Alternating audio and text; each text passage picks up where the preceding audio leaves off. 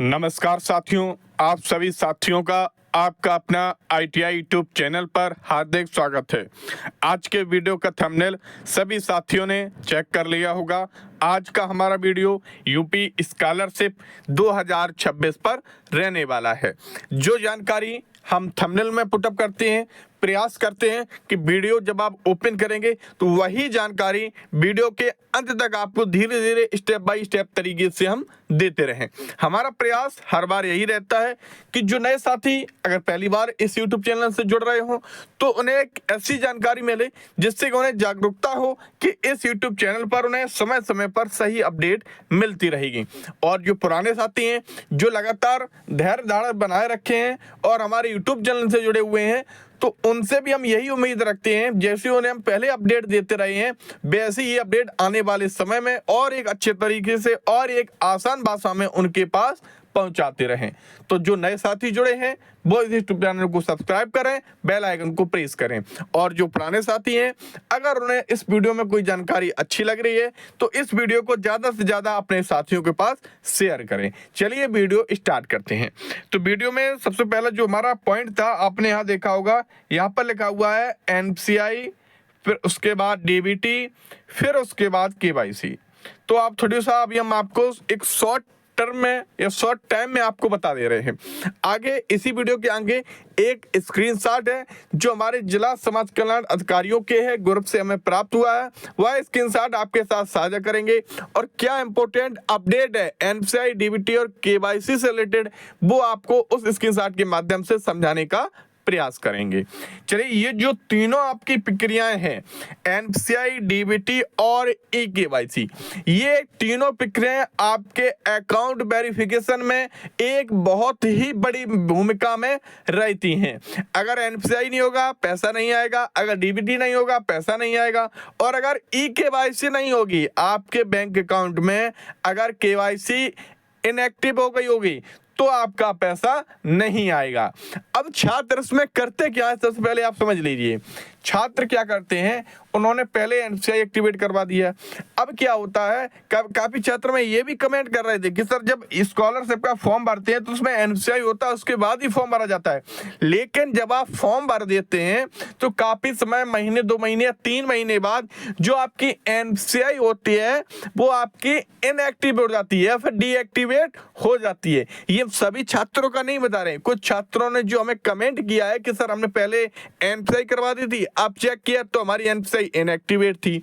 तो कुछ छात्र ऐसे होते हैं, कुछ संख्या में ऐसे होते हैं जिनकी NPCI अपने आप डीएक्टिवेट हो जाती है और उन्हें जानकारी नहीं मिल पाती है। क्यों? क्योंकि उन्होंने अगर एक बार NPCI करवा दिया फिर वह दोबारा पोर्टल ओपन करके नहीं देखते हैं कि हमारी NPCI एक्टिवेट है या फिर डीएक्टिवेट हो गई है। ये समस्या टेक्निकल इशू, टेक्निकल एरर की वजह से होती है। इसमें आपकी कोई भी कमी नहीं है। तो जैसे NPCI हुआ, DBT हुआ और KYC हुआ। अब DBT हुआ डायरेक्ट बेनिफिशियरी ट्रांसफर, जो छात्रवृत्ति का जो पैसा ट्रांसफर किया जाता है वह डायरेक्ट बेनिफिशियरी ट्रांसफर किया जाता है, मतलब डायरेक्ट छात्रों के अकाउंट में सीधा पैसा भेजा जाता है। तो इसमें आपके अकाउंट का एक वेरिफिकेशन का एक महत्वपूर्ण चरण होता है जो PFMS की साइट के माध्यम से किया जाता है। अब इसमें आप एक बहुत ही बड़ा एक पॉइंट है जो कि हम आपको समझाना चाहेंगे। जब आपने सोचा होगा ये तीनों चीजें आपने अपनी कंप्लीट करा ली, अब कंप्लीट के बाद एक केस इसमें और होता है लिमिट का। क्या होता है? लिमिट का।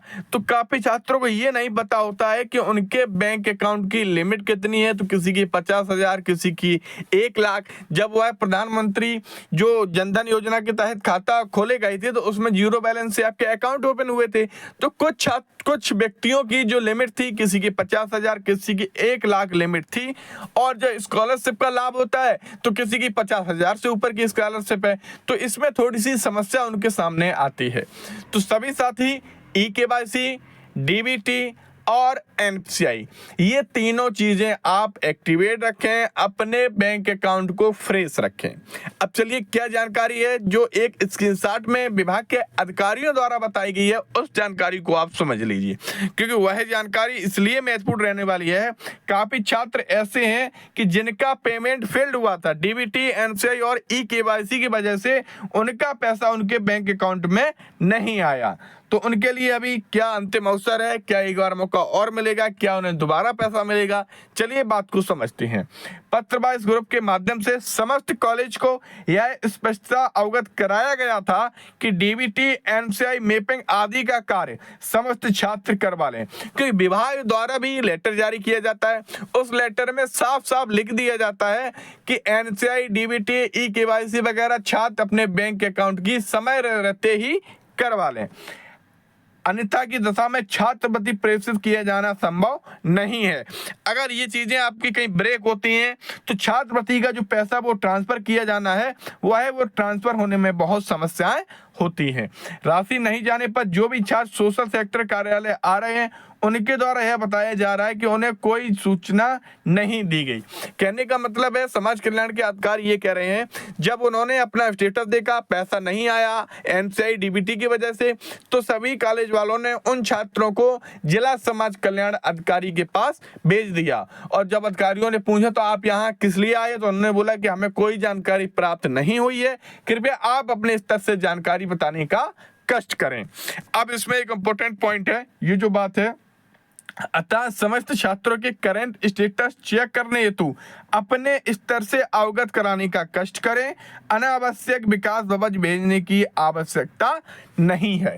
कहने का मतलब है कि आप अपने तरफ से जो छात्रों के स्टेटस है वो आप चेक करवाएं, क्योंकि जब पैसा नहीं आता है तो इसमें एक गवर्नमेंटेड रीजन है, वो आपको दिखाई देता है, पब्लिक किया जाता है। तो वह कॉलेज वाले अगर छात्र कोई भी स्टेटस चेक करने में समस्या आ रही है तो उसके लिए हम तो बने ही हैं, आपके 24 आवर आप हमारे मोबाइल नंबर पर, टेलीग्राम पर, व्हाट्सएप चैनल ग्रुप पर, जो कि आपको डिस्क्रिप्शन में मिल जाएगा, वहां पर आप तीनों चीजों का हेल्प लेकर अपनी समस्या का समाधान करवा सकते हैं। तो कहने का मतलब जो समाज कल्याण के अधिकारी के बाबुओं ने जो हमें अवगत कराया है, और हमारी कल फोन पर भी बात हुई थी, उन्होंने हमें यही आश्वासन दिया है, कुछ छात्र ऐसे हैं जिनका एनपीसीआई, डीबीटी, ई-केवाईसी लिमिट की वजह से उनका पैसा उनके बैंक अकाउंट में ट्रांसफर नहीं हो पाया। तो ऐसी स्थिति में सभी छात्र एक बार पुनः अपने बैंक अकाउंट में एनपीसीआई, डीबीटी, ई-केवाईसी लिमिट, ये सारी चीजें आप चेक करवा लें, पुनः एक्टिवेट करवा लें, क्योंकि आपने देखा होगा जनरल और एससी एसटी कैटेगरी का एक बार पुनः दोबारा से पोर्टल ओपन होने जा रहा है। एससी एसटी का तो थर्ड बार में आपको पता होगा कि फॉर्म तक भरा जाता है, लेकिन जनरल का एक ही बार में भरा जाता है। तो एक बार पुनः जनरल और एससी एसटी के लिए दोबारा से पोर्टल ओपन किया जा रहा है। तो उम्मीद ये सरकार ने आश्वासन दिया है कि ऐसे छात्र जिनका पेमेंट फेल्ड हुआ था तो अपने बैंक अकाउंट को एक्टिवेट रख लें। तो हो सकता है, चांस है, 50% चांस है। अधिकारियों ने हमें यही आश्वासन दिया है कि गवर्नमेंट फिर किस आधार पर निर्णय अपना लेती है। अगर निर्णय आपके पक्ष में आया तो 101% आपके बैंक अकाउंट में जो आपका पेमेंट फेल्ड हुआ था, ई-केवाईसी या एनपीसीआई या डीबीटी की वजह से नहीं आ पाया था, तो वह पैसा आपके बैंक अकाउंट में जरूर ट्रांसफर किया जाएगा। तो इसके लिए सभी साथी जितने भी 12वीं के ऊपर के हो, BA, BSc, ITI, D pharma, polytechnic, ANM, JNM, BTC, BEd, DElEd, जितने भी 12वीं के ऊपर की क्लासेस के हमारे सभी छात्रों अपने बैंक अकाउंट को अप टू डेट रखें, क्योंकि सरकार ने आश्वासन दे दिया है कि अगर आपका बैंक अकाउंट सही होगा तो आने वाले समय में अभी आपके पास उम्मीद है, उम्मीद बनाए रखिए, आपका पैसा 101% आपके बैंक अकाउंट में आएगा। केवल पेमेंट से रिलेटेड कहीं अगर इशू है तो, अन्य कोई इशू है, आपका फॉर्म रिजेक्ट हुआ है तो उस पर एक अलग से इंडिविजुअल वीडियो बनाएंगे, समझाने का पूरा प्रयास करेंगे। तो सभी साथियों का आपका अपना ITI यूट्यूब चैनल पर जुड़ने के लिए बहुत बहुत धन्यवाद। अगर अभी तक आपने इस यूट्यूब चैनल को सब्सक्राइब नहीं किया, सब्सक्राइब करें, बेल आइकन को प्रेस करें, ज्यादा से ज्यादा साथियों के पास शेयर करें। सभी साथियों का एक बार पुनः आपका अपना ITI यूट्यूब चैनल पर जुड़ने के लिए बहुत बहुत धन्यवाद।